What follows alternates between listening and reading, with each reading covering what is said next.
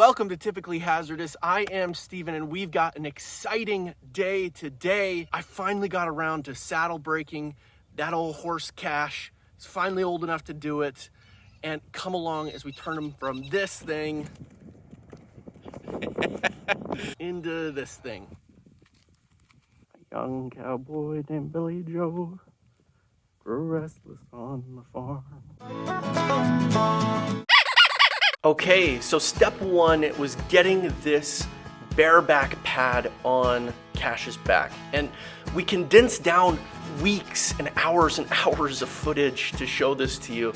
But this little bareback pad weighs almost nothing, but it teaches him a couple of really important things, and it's mostly what that pressure around his chest feels like and what those stirrups feel like bouncing around. Now look at his behavior. He's not loving this. This is super normal for a young horse, by the way. And so you can see he's got his head down, he's shaking his head. This is him saying, I'm so ticked off right now. He's bucking around a little bit. He's just a crazy young horse. Super normal. Now, one of the big mistakes people will make is they'll see the horse upset and bucking and they'll say, okay, I'll take care of it. There he goes again. Look at this guy. They'll say, don't worry, I'll take care of you. And they take away the thing that's scary. Unfortunately, what that teaches a horse is that if I freak out and buck and get mad, then the bad thing goes away. And so what we try to do is we try to push him through it, let him get comfortable with it, and as he gets comfortable, then we take away the scary thing. When he acts nice, like this. So now he started to calm down. We're a couple days in, he's feeling pretty okay about this thing.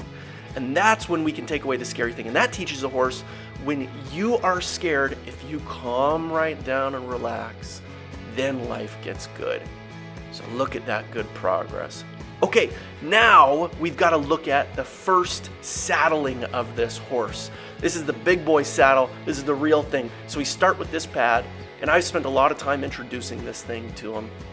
But we just do this in like baby steps. So I throw it on for the first time and he kind of looks back at it, which is great. And he's real calm and nice, so I take it away from him, right? So I'm rewarding him for being nice and calm. Now I want him to get used to the day when like my 12-year-old nephew goes to saddle him and has no idea what he's doing. So I'm gonna throw it on his bum. I'm gonna take it and toss it up on his neck. Because one of these days, he is going to have this silly kind of experience. You want him to know what it feels like at its worst before he gets it at its best.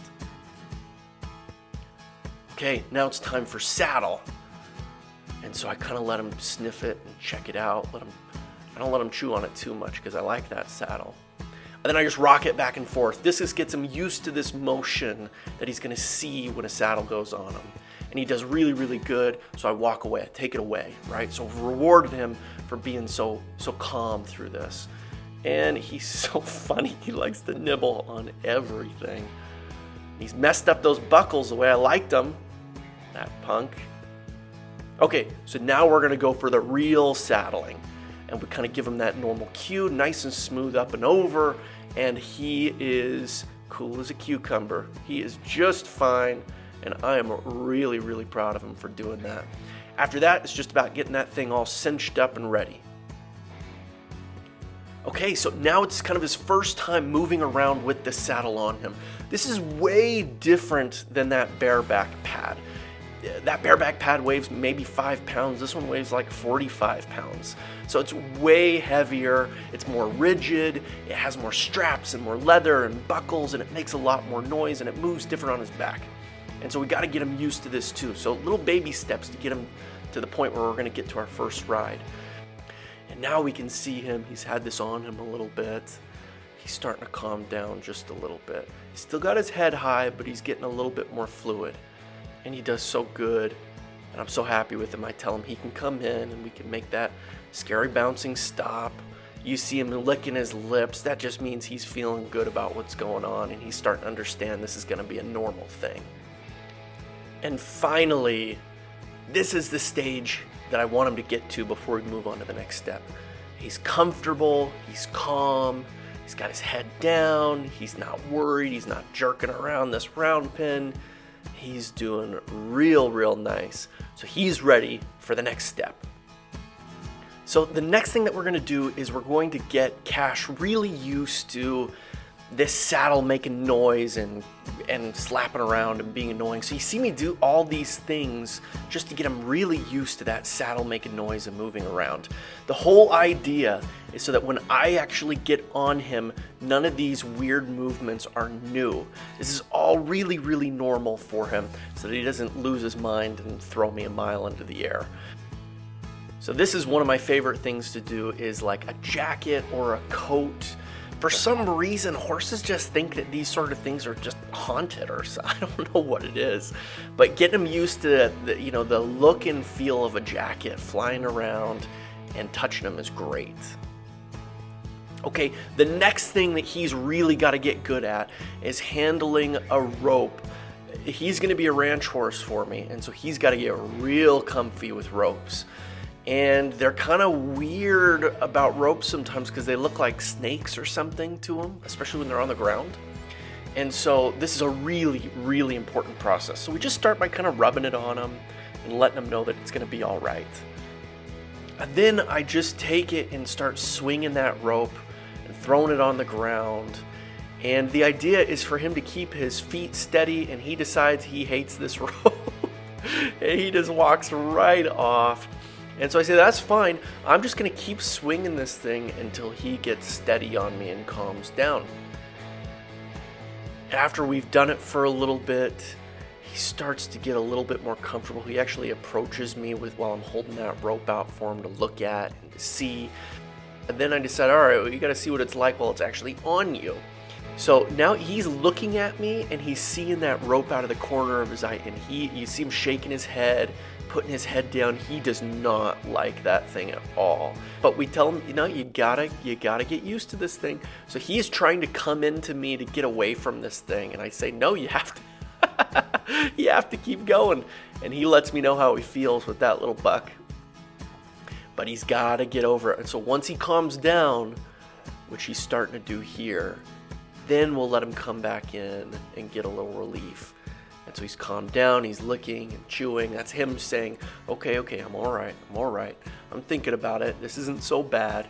We give him a little pet. He does a pretty good job.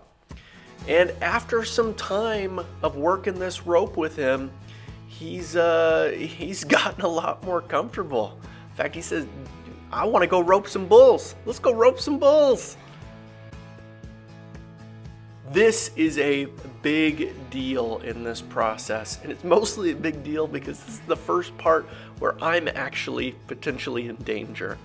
And so I am getting him used to the idea that I'm gonna get up on him. So I put my foot in the stirrup, put a little weight on it, jump a little bit, just so that he gets the feel for this process. So we're just doing it in kind of baby steps. And he takes that really, really nicely. Foot in the stirrup again. And I'm gonna just bounce around a little bit.